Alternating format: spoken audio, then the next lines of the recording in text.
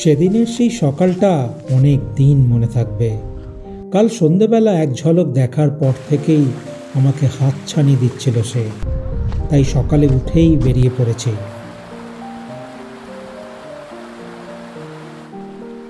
এই ভোরের সূর্যোদয়, মোলায়েম সোনালি আলো, মৃদুমন্দ স্নিগ্ধ মখমলি বাতাস, উপত্যকার বুক চিরে আঁকা বাঁকা এই পাহাড়ি নদী, দূরে সারিবদ্ধ পাহাড়ের অবয়ব, পাখিদের মিষ্টি ডাক, সব মিলিয়ে এক মনোমুগ্ধকর পরিবেশ।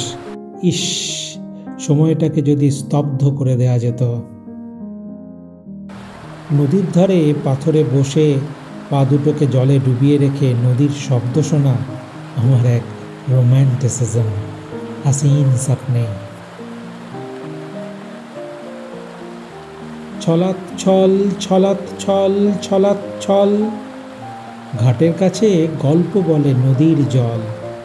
ভালো লাগে থাকি বসে আপন মনে, বিভোর হই পাখির গানের মধুর টানে। বাতাস আনে স্নিগ্ধ পরশ নদীর ধারে, মনের মাঝে হারাই আমি স্বপ্ন পথে। সুনীল গঙ্গোপাধ্যায় নদী বিক্রি করে পাহাড় কিনতে চেয়েছিলেন না?